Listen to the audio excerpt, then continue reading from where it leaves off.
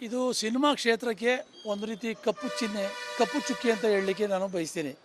ಯಾಕೆಂದರೆ ಒಬ್ಬ ಸಿನಿಮಾ ನಟ ಉನ್ನತ ಸ್ಥಾನಕ್ಕೆ ಹೋದ ಮೇಲೆ ಸಮಾಜಕ್ಕೆ ಒಳ್ಳೆಯ ಸಂದೇಶವನ್ನು ನೀಡಬೇಕಾಗ್ತದೆ.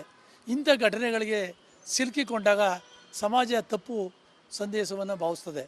ಅದರಿಂದ ಯಾರೇ ಆಗಲಿ ಇಂಥ ಸಮಾಜಕ್ಕೆ ಸಂದೇಶ ನೀಡಬೇಕು, ಸಮಾಜದಲ್ಲಿ ಉನ್ನತ ಸ್ಥಾನಕ್ಕೆ ಹೋದವರು ಉತ್ತಮ ಸಂದೇಶ ನೀಡುವಂಥ ನಡವಳಿಕೆಗಳನ್ನ ತೋರಬೇಕಾಗ್ತದೆ. ಆದರೆ ನಿನ್ನೆ ಆಗಿರ್ತಕ್ಕಂಥ ಘಟನೆಯಲ್ಲಿ ಕಾನೂನು ಮುಂದೆ ಯಾರೂ ದೊಡ್ಡವರಲ್ಲ, ಕಾನೂನು ಎಲ್ಲವನ್ನು ಮಾಡ್ತದೆ. ಇವತ್ತು ನಮ್ಮ ಕಣ್ಣು ಮುಂದೆ ಜನಪ್ರತಿನಿಧಿಗಳು, ಮುಖ್ಯಮಂತ್ರಿಗಳು, ಕೇಂದ್ರದ ಮಂತ್ರಿಗಳು ಎಲ್ಲ ಕೂಡ ತಪ್ಪು ಮಾಡಿದಾಗ ಜೈಲು ಶಿಕ್ಷೆ ಅನುಭವಿಸಿದ್ದಾರೆ. ತಪ್ಪು ಮಾಡಿದವರು ಅನುಭವಿಸಲೇಬೇಕಾಗ್ತದೆ. ಇವತ್ತು ತಮ್ಮ ತಕ್ಕನಾದ ಪ್ರಾಯಶ್ಚಿತ್ತವನ್ನು ಕೂಡ ಅನುಭವಿಸಲೇಬೇಕಾಗ್ತದೆ. ಅದನ್ನು ಎಲ್ಲರೂ ಅರ್ಥ ಮಾಡ್ಕೊಂಡು ಸಮಾಜದಲ್ಲಿ ಮುಂದೆ ಇರತಕ್ಕಂಥ ಜನ ಉತ್ತಮ ಸಂದೇಶ ನೀಡುವಂಥ ನಡವಳಿಕೆಗಳನ್ನ ತೋರಿದ್ರೆ ಮುಂದೆ ಆದರೂ ಕೂಡ ಸಮಾಜಕ್ಕೆ ಒಂದು ಒಳ್ಳೆಯ ಸಂದೇಶ ಹೋಗ್ತದೆ. ಇದು ದೊಡ್ಡ ಒಂದು ಕಪ್ಪು ಚುಕ್ಕೆ ಸಿನಿಮಾ ಇಂಡಸ್ಟ್ರಿನಲ್ಲಿ ಈ ರೀತಿ ಘಟನೆ ಆಗಿರ್ತಕ್ಕಂಥದ್ದು.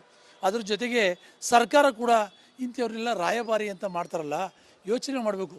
ಅವರ ಹಿನ್ನೆಲೆ ಮುನ್ನೆಲೆಗಳನ್ನು ಅರ್ಥ ಮಾಡ್ಕೋಬೇಕು. ಅರ್ಥ ಮಾಡ್ಕೊಂಡು ನಿರ್ಧಾರ ಮಾಡಬೇಕಾಗ್ತದೆ. ಕೇವಲ ಮತ ಬ್ಯಾಂಕ್ಗೋಸ್ಕರ ರಾಯಭಾರಿ ಮಾಡೋದು, ಯಾವುದೋ ಉದ್ದೇಶಕ್ಕೋಸ್ಕರ ರಾಯ ಮಾಡೋದು, ಈ ರೀತಿ ಚಟುವಟಿಕೆಗಳು ಸರ್ಕಾರಕ್ಕೆ ಸಲ್ಲದ್ದು. ಇನ್ನಾದರೂ ಕೂಡ ಸರ್ಕಾರ ಮುಂದೆ ಇಂಥ ನಿರ್ಧಾರಗಳು ಮಾಡುವಾಗ ಯೋಚನೆ ಮಾಡಿ ನಿರ್ಧಾರವನ್ನು ಮಾಡಬೇಕು. ಈ ಒಂದು ವಿಚಾರದಲ್ಲಿ ತಕ್ಷಣವೇ ಸರ್ಕಾರ ಕ್ರಮ ಕೈಗೊಳ್ಳಬೇಕು ಅಂತಕ್ಕಂಥದ್ದು ನನ್ನ ಒತ್ತಾಯ. ಹೌದು, ಒಬ್ಬ ಸಿನಿಮಾ ನಟನಾದವರು ಜನಸಾಮಾನ್ಯರಿಗೇಲಿ ಸಮಾಜಕ್ಕಾಗಲಿ ಒಳ್ಳೆಯ ಸಂದೇಶ, ಮಾದರಿಯ ಸಂದೇಶಗಳನ್ನು ಕೊಡುವಂಥ ಕೆಲಸವನ್ನು ಮಾಡಬೇಕಾಗ್ತದೆ. ಇವರು ನಟನಾಗಿ ಸಿನಿಮಾದಲ್ಲಿ ಜನರಿಗೆಲ್ಲ ಒಳ್ಳೆಯ ಸಂದೇಶ ಕೊಡಲಿಕ್ಕೆ ನಟನೆ ಮಾಡ್ತಾರೆ. ಆದರೆ ನಿಜ ಜೀವನದಲ್ಲಿ ಅದು ವಿರುದ್ಧವಾಗಿ ನಡ್ಕೋತಾರ, ಅದನ್ನು ಕೂಡ ಮಾಡಬೇಕಾಗ್ತದೆ. ಸಿನಿಮಾನೇ ಒಂದು, ನಾನೇ ಬೇರೆ ಅನ್ನೋದು ಇರಬಾರ್ದು. ಯಾಕೆಂದರೆ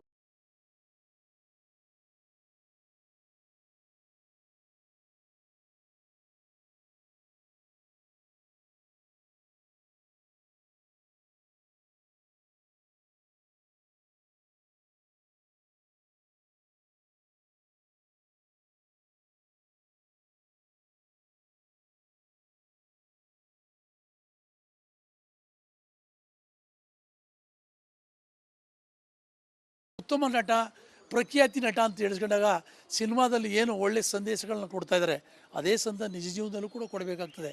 ಹೀಗಾಗಿರ್ತಕ್ಕಂಥದ್ದು ಸರಿಯಾದಂಥ ಬೆಳವಣಿಗೆ ಇಲ್ಲ ಅಂತಕ್ಕಂಥದ್ದನ್ನು ಹೇಳಲಿಕ್ಕೆ ಬಯಸ್ತೀನಿ. ಇದು ಸಿನಿಮಾ ಕ್ಷೇತ್ರಕ್ಕೆ ಒಂದು ರೀತಿ ಕಪ್ಪು ಚಿಹ್ನೆ, ಕಪ್ಪು ಚುಕ್ಕಿ ಅಂತ ಹೇಳಲಿಕ್ಕೆ ನಾನು ಬಯಸ್ತೀನಿ. ಯಾಕೆಂದರೆ ಒಬ್ಬ ಸಿನಿಮಾ ನಟ ಉನ್ನತ ಸ್ಥಾನಕ್ಕೆ ಹೋದ ಮೇಲೆ ಸಮಾಜಕ್ಕೆ ಒಳ್ಳೆಯ ಸಂದೇಶವನ್ನು ನೀಡಬೇಕಾಗ್ತದೆ. ಇಂಥ ಘಟನೆಗಳಿಗೆ ಸಿಲುಕಿಕೊಂಡಾಗ ಸಮಾಜ ತಪ್ಪು ಸಂದೇಶವನ್ನು ಭಾವಿಸ್ತದೆ. ಅದರಿಂದ ಯಾರೇ ಆಗಲಿ ಇಂಥ ಸಮಾಜಕ್ಕೆ ಸಂದೇಶ ನೀಡಬೇಕು, ಸಮಾಜದಲ್ಲಿ ಉನ್ನತ ಸ್ಥಾನಕ್ಕೆ ಹೋದವರು ಉತ್ತಮ ಸಂದೇಶ ನೀಡುವಂಥ ನಡವಳಿಕೆಗಳನ್ನ ತೋರಬೇಕಾಗ್ತದೆ.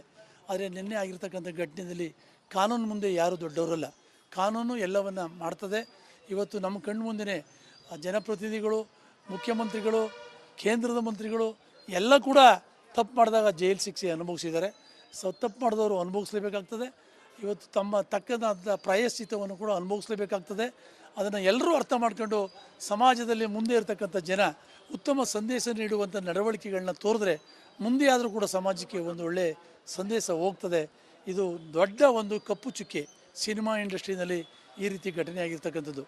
ಅದ್ರ ಜೊತೆಗೆ ಸರ್ಕಾರ ಕೂಡ ಇಂಥವ್ರನ್ನೆಲ್ಲ ರಾಯಭಾರಿ ಅಂತ ಮಾಡ್ತಾರಲ್ಲ, ಯೋಚನೆ ಮಾಡಬೇಕು.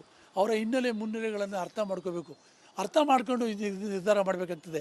ಕೇವಲ ಮತ ಬ್ಯಾಂಕ್ಗೋಸ್ಕರ ರಾಯಭಾರಿ ಮಾಡೋದು, ಯಾವುದೋ ಉದ್ದೇಶಕ್ಕೋಸ್ಕರ ರಾಯ ಮಾಡೋದು, ಈ ರೀತಿ ಚಟುವಟಿಕೆಗಳು ಸರ್ಕಾರಕ್ಕೆ ಸಲ್ಲದ್ದು. ಇನ್ನಾದರೂ ಕೂಡ ಸರ್ಕಾರ ಮುಂದೆ ಇಂಥ ನಿರ್ಧಾರಗಳು ಮಾಡುವಾಗ ಯೋಚನೆ ಮಾಡಿ ನಿರ್ಧಾರವನ್ನು ಮಾಡಬೇಕು. ಈ ಒಂದು ವಿಚಾರದಲ್ಲಿ ತಕ್ಷಣವೇ ಸರ್ಕಾರ ಕ್ರಮ ಕೈಗೊಳ್ಳಬೇಕು ಅಂತಕ್ಕಂಥದ್ದು ನನ್ನ ಒತ್ತಾಯ. ಹೌದು, ಒಬ್ಬ ಸಿನಿಮಾ ನಟನಾದವರು ಜನಸಾಮಾನ್ಯರಿಗೇಲಿ ಸಮಾಜಕ್ಕಾಗಲಿ ಒಳ್ಳೆಯ ಸಂದೇಶ, ಮಾದರಿಯ ಸಂದೇಶಗಳನ್ನು ಕೊಡುವಂಥ ಕೆಲಸವನ್ನು ಮಾಡಬೇಕಾಗ್ತದೆ. ಇವರು ನಟನಾಗಿ ಸಿನಿಮಾದಲ್ಲಿ ಜನರಿಗೆಲ್ಲ ಒಳ್ಳೆಯ ಸಂದೇಶ ಕೊಡಲಿಕ್ಕೆ ನಟನೆ ಮಾಡ್ತಾರೆ.